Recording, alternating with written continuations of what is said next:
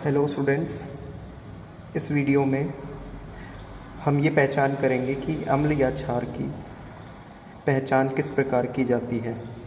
इसके लिए हमारे पास दो लिटमस पेपर होते हैं। एक को ब्लू लिटमस पेपर बोलते हैं, कलर में ब्लू होता है, और दूसरे वाला जो कलर में रेड होता है उसको रेड लिटमस पेपर बोलते हैं। आपको मालूम होगा, जैसे ही हम ब्लू लिटमस पेपर के ऊपर एसिड डालते हैं तो वो ब्लू लिटमस पेपर रेड हो जाता है। इसको यहाँ हम इंडिकेट करना चाहेंगे।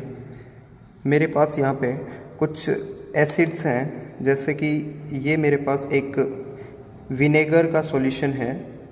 विनेगर एसिडिक होता है नेचर में। जैसे ही इसके ऊपर हम ब्लू लिटमस पेपर के ऊपर इस विनेगर सॉल्यूशन को टच करवाते हैं, ये कलर चेंज हमें शो करता है और इसका कलर रेड हो जाता है। आप यहाँ देख पा रहे होंगे, विनेगर सॉल्यूशन से लिटमस पेपर जो ब्लू था वो अब रेड हो गया। इससे इंडिकेट हो रहा है कि उसकी जो नेचर है वो एसिड थी। ऐसे ही मेरे पास एक एसिड और है जो नॉर्मली लेमन जूस है मेरे पास। जैसे ही इस लेमन जूस से इसको टच करवाते हैं तो वापस लेमन जूस भी इसके कलर को चेंज कर दे रहा है और लेमन जूस से इसका जो कलर है वो अगेन रेड हो जा रहा है। इससे फिर से यही इंडिकेट होता है कि एसिड जो है वो ब्लू लिटमस पेपर को रेड कर देते हैं।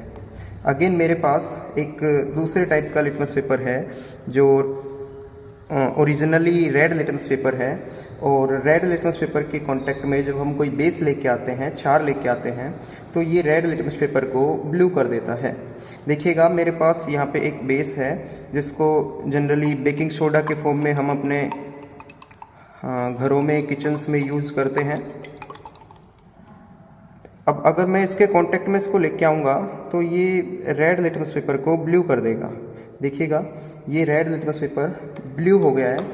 एक्चुअली नीचे भी डल गया है, इससे भी ये वाला जो रेड लिटमस पेपर था दूसरा, ये अगेन ब्लू हो गया है।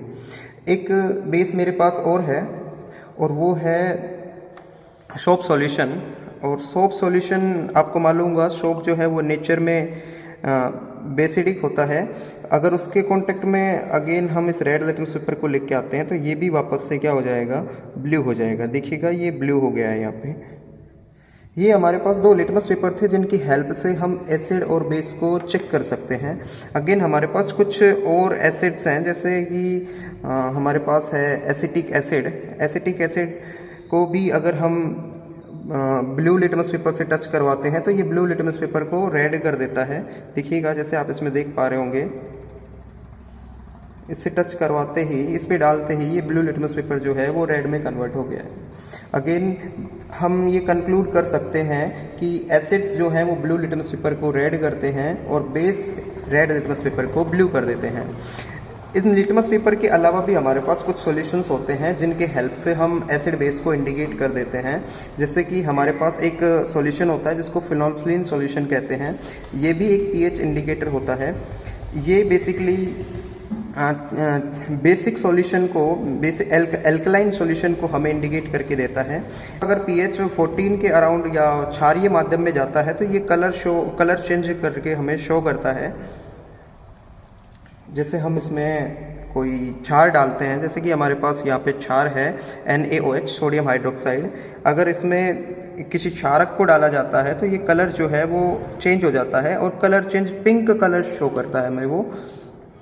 अगेन अगर इसके मीडियम को हम एसिडिक कर देते हैं तो ये कलर वापस से डिसोल्व भी हो जाता है, यानी कि एसिडिक सॉल्यूशन में ये कलर लेस होता है और अल्कलाइन सॉल्यूशन में ये पिंक कलर का चेंज हो जाता है। जैसे इसमें कलर डालते हैं अगेन ये इसका कलर डिसोल्व हो जाता है। इट मीन्स वापस से हम इंडिकेट कर पा रहे हैं एसिड और बेस को। एसिड जो है वो फिनोल्फ्थालीन को कलरलेस रखता है और बेसिक सॉल्यूशन जो है वो फिनोल्फ्थालीन के कांटेक्ट में आके फिनोल्फ्थालीन के कलर को पिंक कर देता है।